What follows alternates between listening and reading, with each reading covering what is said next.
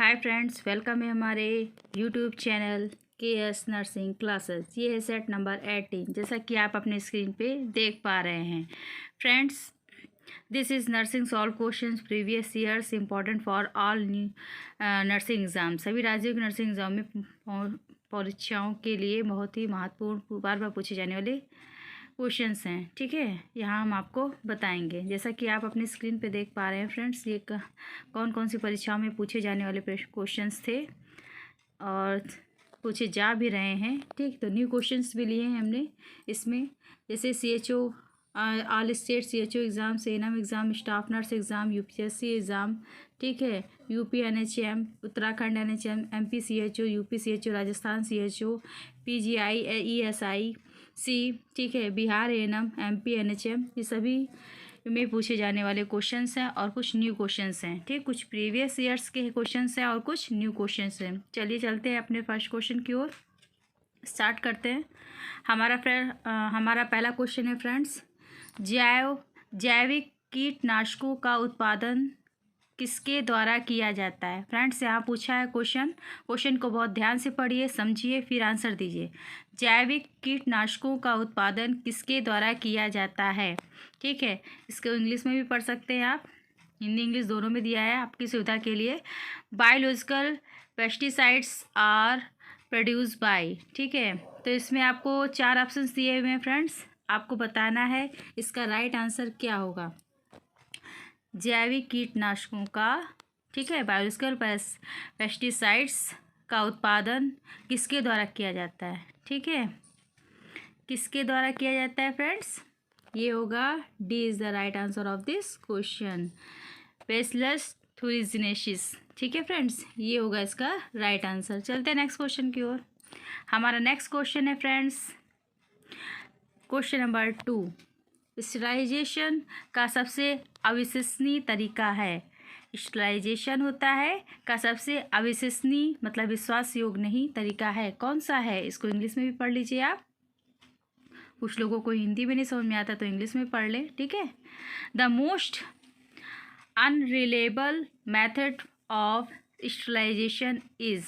ठीक है, तो यहाँ पे आपको बताना है कौन सा मेथड है स्टरलाइजेशन के लिए जो अविश्वसनीय है। ठीक है, तो यहाँ पे होगा सनलाइट। ठीक है, C is the right answer of this question. Question ना समझ में आए तो आप क्वेश्चन 2 आंसर याद कर लीजिए। ठीक है, क्योंकि ये पूछे जा रहे हैं और कुछ न्यू क्वेश्चंस हैं और कुछ प्रीवियस ईयर्स के क्वेश्चंस हैं। ठीक है, जैसा कि नर्सिंग परीक्षाओं में पूछे जा रहे हैं क्वेश्चंस। ये है थर्ड क्वेश्चन, एंडोस्कोप किसके द्वारा स्टेरिलाइज्ड किया जाता है। फ्रेंड्स, यहाँ पूछा है एंडोस्कोप किसके द्वारा स्टेरिलाइज किया जाता है, इसको इंग्लिश में भी पढ़ लीजिए। Endoscope is sterilized by. Endoscope किसके द्वारा स्टेरिलाइज किया जाता है फ्रेंड्स, यहाँ आपको बताना है। 4 ऑप्शंस दिए हुए हैं, autoclaving, formaldehyde, ग्लूटाल्डिहाइड, hot air oven. तो आपको बताना है एंडोस्कोप किसके द्वारा स्टेरिलाइज किया जाता है फ्रेंड्स। थर्ड का C, glutaraldehyde. C is the right answer of this question. चलते हैं नेक्स्ट क्वेश्चन की ओर। हमारा नेक्स्ट क्वेश्चन है फ्रेंड्स, क्वेश्चन नंबर 4 आपकी स्क्रीन पर। क्वेश्चन नंबर 4, जैसा कि आप देख पा रहे हैं, WHO, यहाँ पे WHO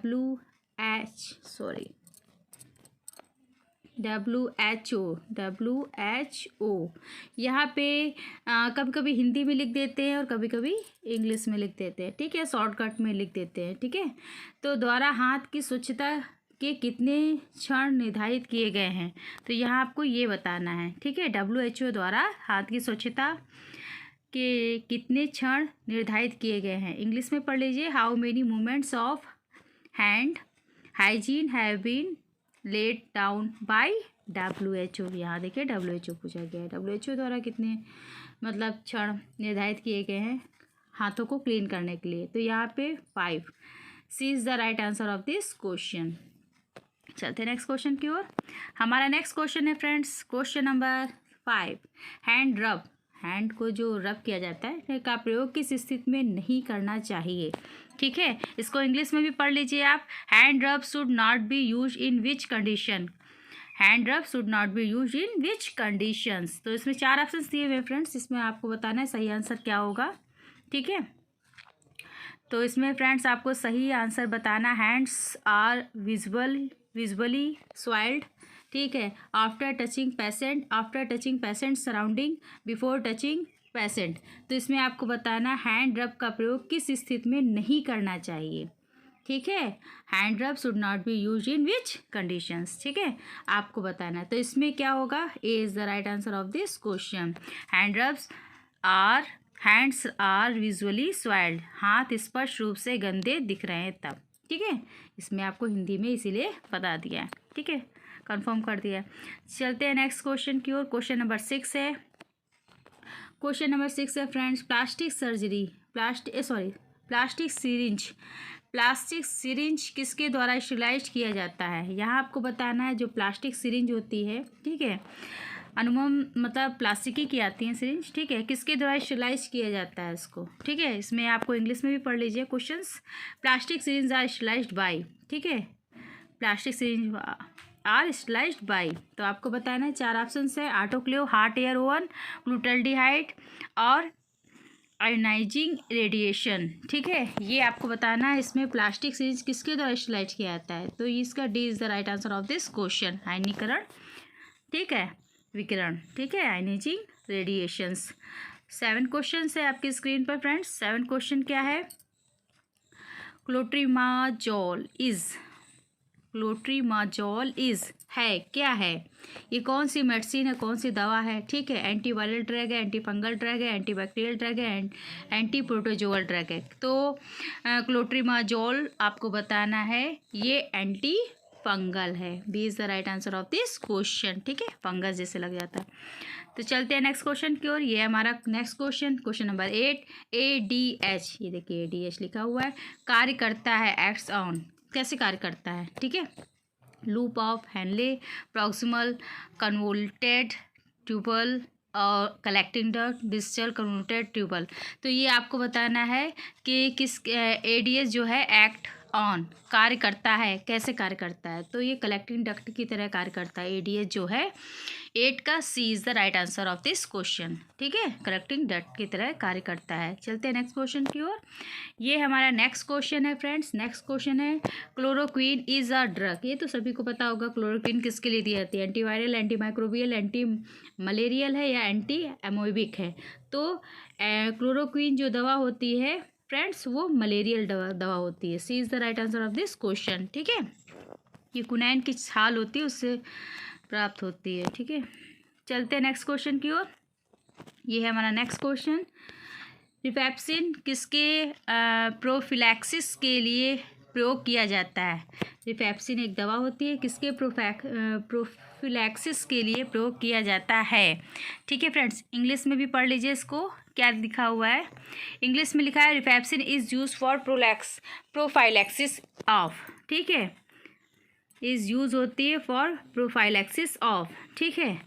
तो किसके लिए यूज़ होती है फ्रेंड्स, ये आपको बताना है। 4 ऑप्शन दिए हुए हैं, आपको बताया लेप्रोसी मलेरिया, ठीक है, मेनिंगोकोकल मेनिंजाइटिस, गोनोरिया। तो इसमें आपको बताना है राइट आंसर क्या होगा, C is the right answer of this question.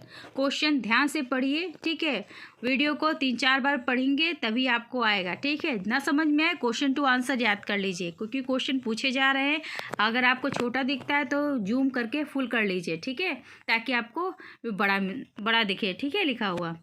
चलते हैं 11 क्वेश्चन के, कौन सा सांप जहर तेजी से DIC का कारण बनता है, ठीक है, कौन सा सांप का जहर तेजी से DIC का कारण बनता है, विच स्नेक वेमन कॉजेज रैपिड DIC, ठीक है, यहाँ पे आपको ये बताना है कौन सा जो सांप है, ठीक है, का जहर तेजी से DIC का कारण बनता है। तो यहाँ फ्रेंड्स दिया हुआ है 4 ऑप्शन दिए हुए हैं, वाइपर और कोबरा, बैंडी और करैत। तो यहाँ पे वाइपर होगा, ठीक है, is the right answer of this question, ठीक है। ना समझ में आए क्वेश्चन टू आंसर याद कर लीजिए, ठीक है। और किस 12 नंबर क्वेश्चन है, किस रक्त समूह को सार्वभौमिक प्राप्तकर्ता के रूप में जाना जाता है, ठीक है, किस रक्त समूह को सार्वभौमिक प्राप्तकर्ता के रूप में जाना जाता है। इसको इंग्लिश में भी पढ़ लीजिए, ठीक है। Which blood group is known as universal recipients, ठीक है। तो आपको ये बताना है इसका राइट आंसर क्या होगा। 4 ऑप्शंस दिए हुए हैं, ये देखिए, ठीक है। O positive, A B positive, N negative, A B negative. तो इसमें जो ए बी पॉजिटिव होता है, B is the right answer of this question, universal recipients होता है, ठीक है, सरदाता जिसको कहते हैं, ठीक है। अरे ये जो ए बी होता है, वो सर्वदाता नहीं होता, सर्वग्राही होता है, ठीक है, सर्वग्राही कहते हैं इसको, ठीक है। यूनिवर्सल रिसिप्टेंट्स बोला है, सर्वग्राही होगा, ठीक है। चलते हैं नेक्स्ट क्वेश्चन की ओर। अगर इसमें भी पॉजिटिव निगेटिव देते हैं तो इसमें पॉजिटिव को ही सेलेक्ट करेंगे, ठीक है। चलते हैं नेक्स्ट क्वेश्चन की ओर फ्रेंड्स। हमारा नेक्स्ट क्वेश्चन है question number 13, diagnostic test use for DIC। देखिए DIC के बारे में पूछा है, डायग्नोस्टिक टेस्ट इसके लिए DIC के लिए क्या होगा। तो इसमें दिए हैं 4 ऑप्शंस, आपको बताना है। 4 ऑप्शंस में DIC के लिए डायग्नोस्टिक टेस्ट जो होता है वो कौन सा होता है।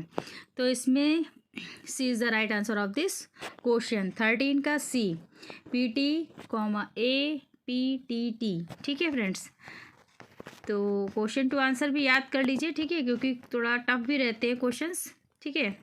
समय मिलता नहीं तो डिटेल में हम आपको बता सकते हैं, बताएंगे भी, थोड़ा समय दीजिए, ठीक है। और अपना रिस्पांस दीजिए कमेंट्स करके, ताकि मैं आपको जैसा अच्छा रिस्पांस होगा आप लोग का तो वैसे ही हम आपको डिटेल बताएंगे। 14, कौन सा इलेक्ट्रोलाइट अलिंद विध्रुवण का कारण बनता है। इसको इंग्लिश में ही पढ़ लीजिए आप, ठीक है, बहुत हिंदी टफ होती है।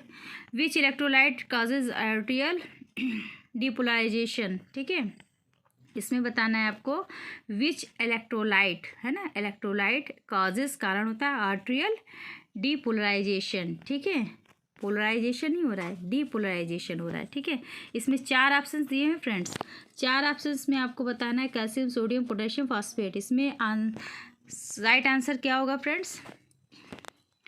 तो इसका 14 का राइट आंसर होगा B, sodium is the right answer of this question, ठीक है, 14 का B। चलते हैं नेक्स्ट क्वेश्चन की ओर।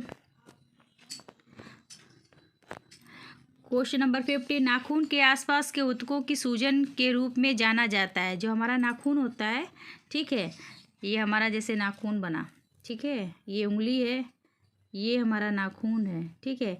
इसके जो ये आसपास जो होते हैं, ठीक है, यहाँ, तो यहाँ पे आसपास के ऊतकों की सूजन के रूप में जाना जाता है। तो इसको इंग्लिश में आप पढ़ सकते हो, inflammation of tissue surrounding the nail is known as. इसको क्या कहते हैं, ठीक है, नाखूनों के आसपास जो स्वेलिंग हो जाती है, इन्फ्लेमेशंस हो जाती है, ठीक है, उसके बारे में बताना है टिश्यूज़ में। तो इसका क्या होगा, इसका राइट आंसर फ्रेंड्स बताएं। इसका राइट आंसर होगा फ्रेंड्स A,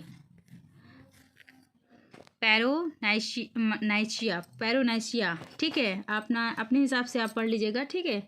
तो इसका इंग्लिश जो हिंदी आप पढ़ लो, ठीक है, और उसको समझ लो। हिंदी में ना समझ में आए तो इंग्लिश में ना समझ में आए तो हिंदी में, ठीक है। थोड़ा सा टफ रहता है, कभी कभी इंग्लिश में नहीं समझ में आता है, हिंदी में समझ में आता है, तो हिंदी में समझ में ना आता है तो इंग्लिश में, क्योंकि वहाँ तो शुद्ध हिंदी बोली जाती है ना, ठीक है।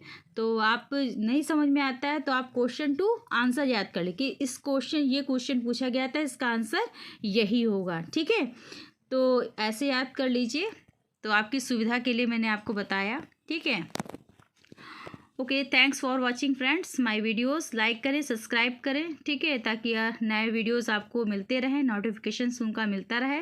रिवीजन करते रहिए, ठीक है, थोड़ा सा समय निकाल कर रिवीजन करते रहिए। Okay, bye bye, take care friends, bye bye.